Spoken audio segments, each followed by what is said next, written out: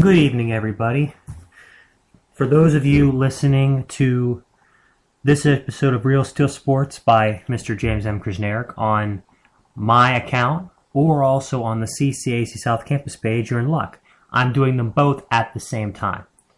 For CCAC South Campus, this is James Krasnerick on Spreaker Web Radio on WSCR. For my home account, it's just the one, the only James M. Krasnerick. Here to talk some sports with you. Before I get started, really, I'd like to talk about what I'm going to do in both my segments. I have two segments planned for tonight. First off, my first segment, got some interesting football talk, some predictions for this week, and in my next segment, some other sports news, and also some news about my hometown team, the Pittsburgh Steelers. But before I get started, I would like to go ahead and say congratulations to the Boston Red Sox for winning the first World Series in Boston since 1918. They deserved it, and they played some unbelievable baseball, winning the last 3 games against the Cardinals. And in Game 6, that team, there was no stopping that team. That was like a freight train hitting a rooster.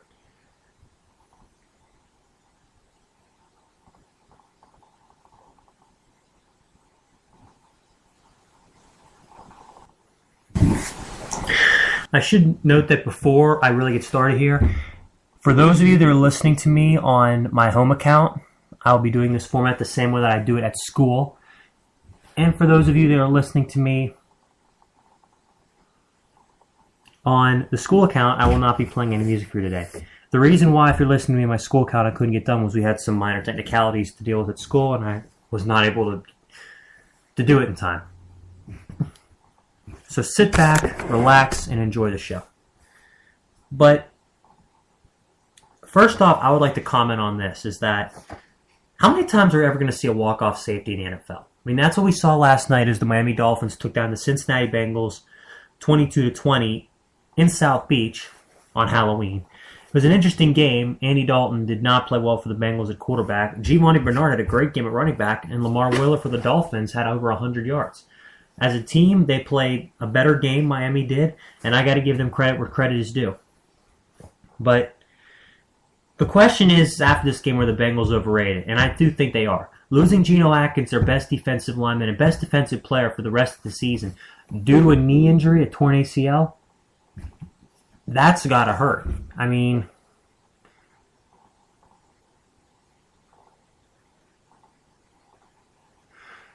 anytime you lose one of your best players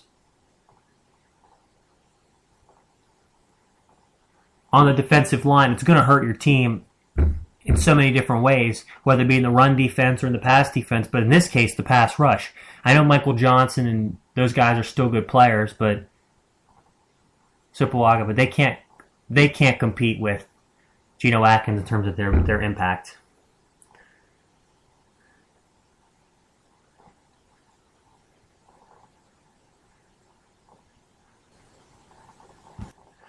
If anything, that loss of Geno Atkins might actually open the door for the Steelers, because they play each other one more time at Heinz Field, and the Steelers play their cards right. They aren't exactly out of this yet. If they lose in New England, they're done. But I'll get to that a little bit later. But I do believe the Bengals are overrated. Anytime you lose in that fashion, you go down to South Beach, you play a team with not necessarily the great home field advantage. I mean, if you asked anybody in the crowd or went to that game or saw it on TV, you'd have thought that the fans of the Miami Dolphins, their Halloween costumes were stadium seats, because the seats, it was just so vacant. That stadium was literally vacant all game long. Half the stadium was empty. But the question is, did the Bengals overrated now? I didn't think they were. I thought that Miami just played up their potential and Cincinnati had a down game. But losing Geno Atkins is really going to hurt on the team's pass rush.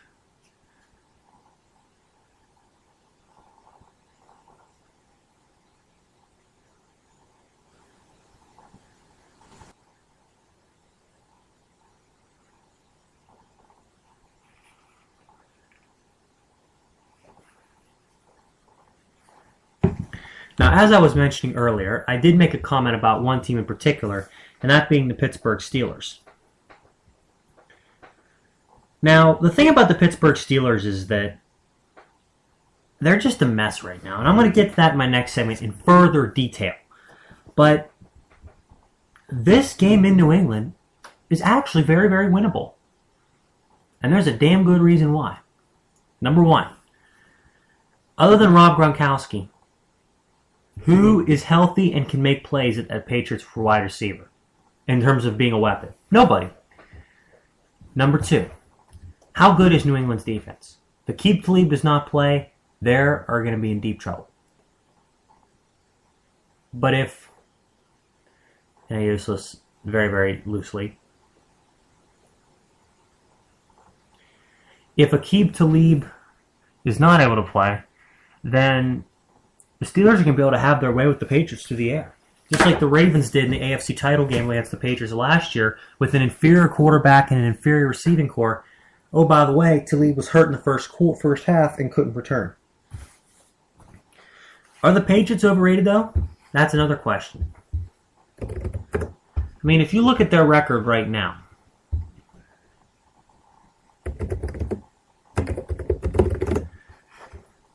they're 6-2 and in first place in the AFC East, which they've pretty much been the last 2.5 decades. That's an expression. They're 17th in points scored and 5th in points allowed. Right now, you look at this team. You look at the guys they have on injury reserve. Vince Wilfork, Sebastian Vollmer, Shane Vereen, Gerard Mayo.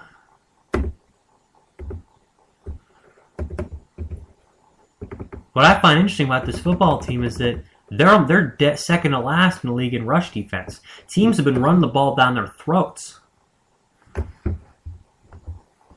I think the Steelers are going to have a really good chance at holding this game close if they can move the football on the ground with the rookie Le'Veon Bell, who's been a stud at running back since the day he first put on the Pittsburgh uniform. My final prediction for the game is, while I do believe the Steelers can keep this game close, this isn't going to be like Pittsburgh goes, New England gets blown out, goes back home because of Brady. That's not going to happen. This game's going to be close. But the Patriots, I believe, will win it. I think they've got a little bit too much right now. I think Pittsburgh is a little bit, kind of licking its wounds more or less. Put in perspective, the Steelers have a good chance in this game because of two things. One, the difference between them and New England is not that great. Number two, and this is the big one, desperate teams can either play really good or really bad. Steelers had a bad game last week. They're due for a good game this week. So my final prediction for this game is Patriots 27, Steelers 20. And now it's time for my 5 bold predictions, speaking of predictions, for this weekend. 5 bold predictions. Prediction number 1. And this ties into what I just talked about. The Steelers will lose this game by less than 7 points. Yeah, I mean, usually when the Pittsburgh Steelers go up to New England and Brady's starting, you look what's happened the last 2 times. 2002 and then 2007 got crushed. Different scenarios. Completely different. 2002, great and really good defense. That was the middle of the great defense for the Patriots.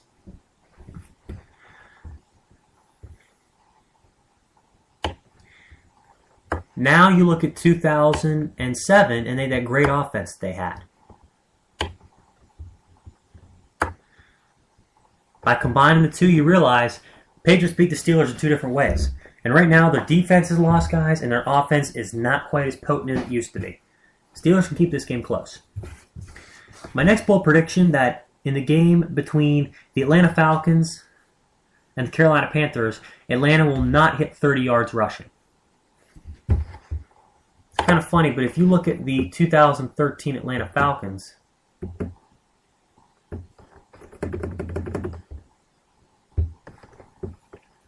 mean, it's not like they're running the ball on anybody's threats anyways. I mean, they're 32nd in the league in rushing. They're dead last. They only have one game where they hit 100 yards rushing.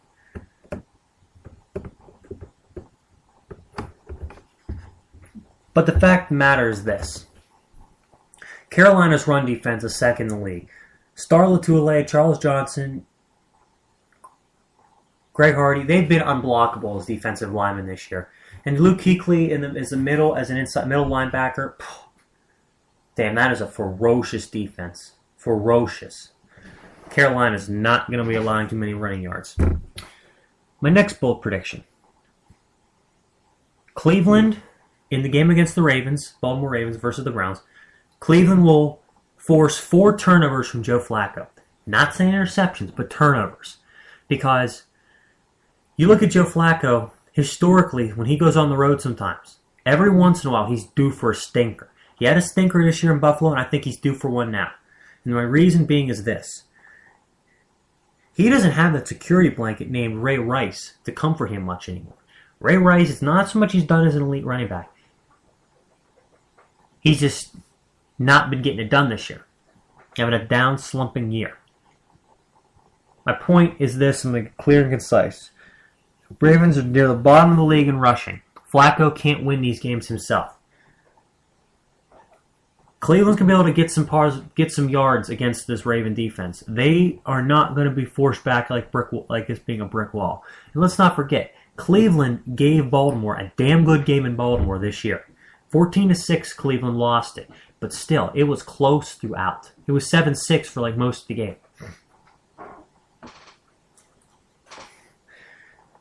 So I believe that Cleveland's going to do a good job at putting pressure on Flacco. 4 turnovers in this game. Bold prediction number 4, speaking of number 4, not only will running back Darren McFadden for the Raiders hit 100 yards rushing, but Terrell Pryor will as well. Anybody who saw the performance last week by the Raiders passing him against the Steelers, no, if they can't run the ball, they can't do shit.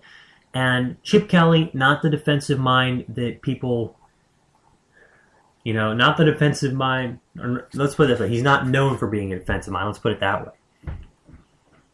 He's an offensive genius, sort of, but the Eagles' poor defense and the Raiders' ability to run the football, I believe that Terrell Pryor, in addition, the quarterback, to McFadden, will hit 100 yards rushing.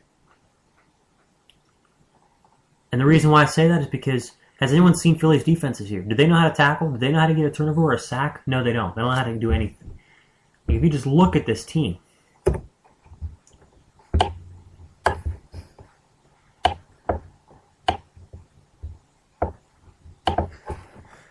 I mean,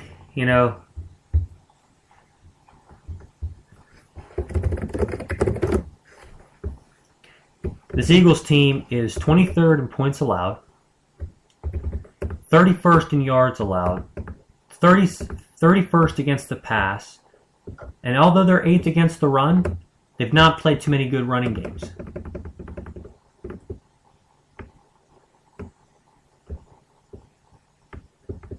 As evidenced by Kansas City, San Diego, and Denver absolutely lighting them up on the ground. So my bold prediction is that McFadden and Pryor will hit 100 rushing. My final bold prediction. The Tampa Bay Buccaneers will lose to the Seattle Seahawks by 14 points or less. And here's my margin. Seattle's 2 touchdowns better, even without Sidney Rice gone for the year with the torn ACL as wide receiver. But Seattle's not playing good football right now. If you were to ask me right now who I think the best team in the NFC is, New Orleans, first and foremost. They're the best team in the NFC. In my opinion, they're the best team in the NFL, including Peyton Manning and the Broncos, because their defenses aren't giving up 40 points a game with all their studs playing. Let me make this very clear. Seattle giving up 6 sacks to two guys together, Robert Quinn and Chris Long.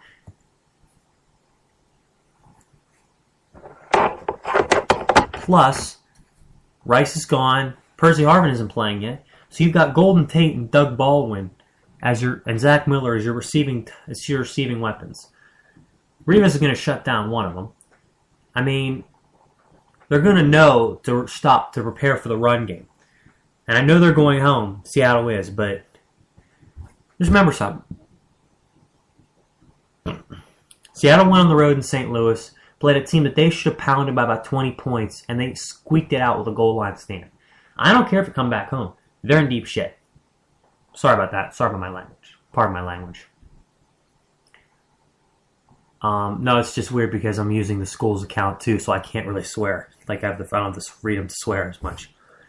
But anyways, Tampa Bay, bad as they are, they're not going to lose to Seattle by more than 14 points. And now it's time for my Week 9 NFL picks. It's kind of funny because I'm broadcasting right now for the school's account and for my home account.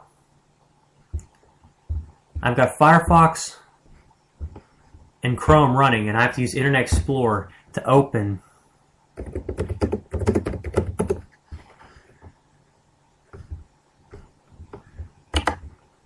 my Week 9 NFL picks, because if I don't, then the CPU usage will get too high in this computer.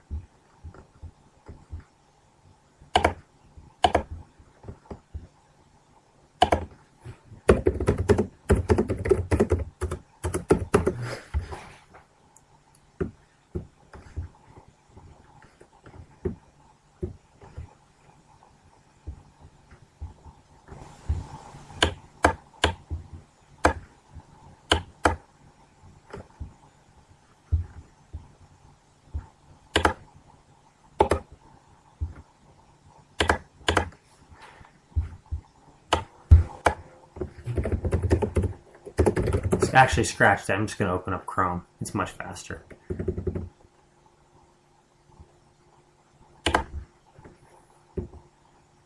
For the first game, the Bengals and Dolphins, I was incorrect because I predicted the Cincinnati Bengals to defeat the Miami Dolphins. Chiefs at Bills. The Kansas City Chiefs right now undefeated, and that streak's going to continue for at least another week. I don't see Buffalo ending the winning streak, especially when they're not even sure who's going to start a quarterback. Kansas City all the way. Their defense is just amazing. Week 9, Falcons at Panthers. Give me the Panthers because they're playing very good football, won 3 in a row. Cam Newton's playing very well. Steve Smith, his receiver, said it's like he's been going from checkers to chess. And Carolina's defense is going to shut down Matt Ryan in that passing game. Minnesota Vikings going to Dallas to play the Cowboys.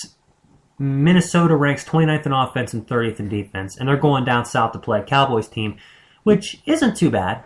Romo's having a good year, and the defense can get after the quarterback. I understand DeMarcus Ware and Anthony Spencer aren't playing, or Ware might play, but Spencer's not. Still, Jason Hatcher's been a beast at defensive tackle and is a defensive player of the year candidate. Give me Dallas.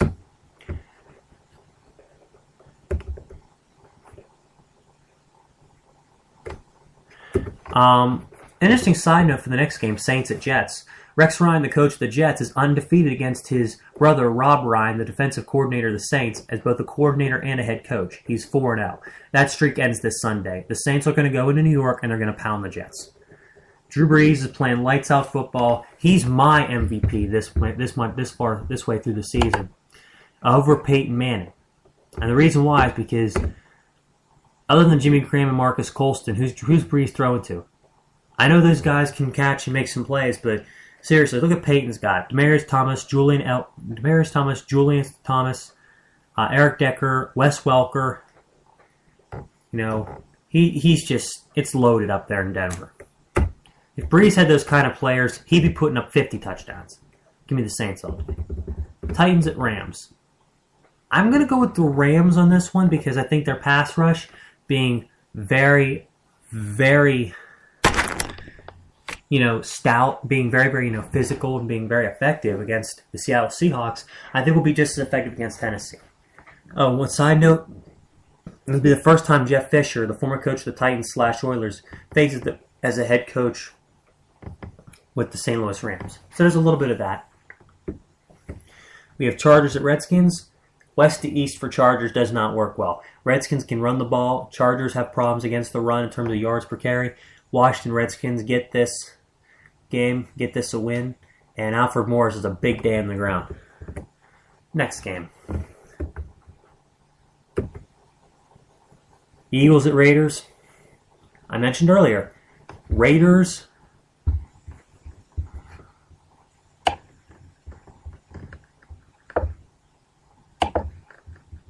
are going to run for 100 yards, the quarterback and a running back. You don't think they're going to beat Philly? They're going to beat the Eagles easy. Buccaneers at Seahawks.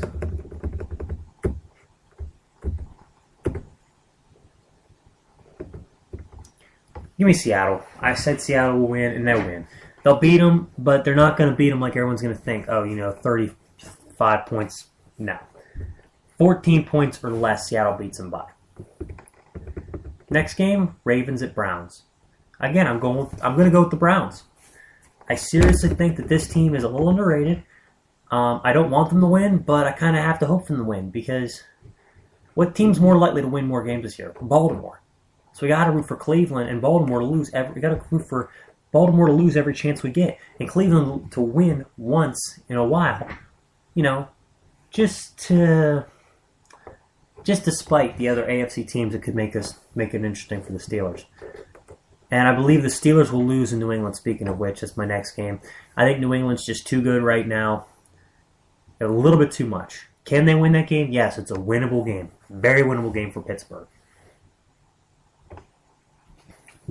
That being said, it's going to be a hell of a tough effort to go up into Foxborough and beat Tom Brady.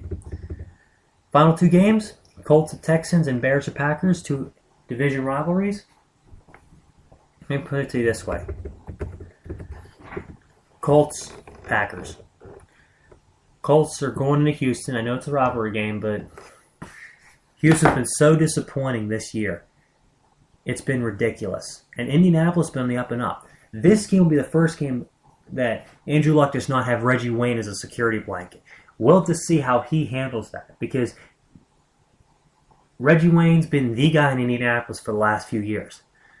And without him, it's going to be very, very tough for Andrew Luck to be making the same kind of, impact that he did because Reggie Wayne was a security blanket. That being said, no Brian Cushing for the Texans. Arian Foster's not 100%, and Case Keenum starting in only his second game. That's reason enough for me to pick Indianapolis, regardless of whether they play at. In the final game for Week 9, Bears at Packers. The last 10 times these teams have played,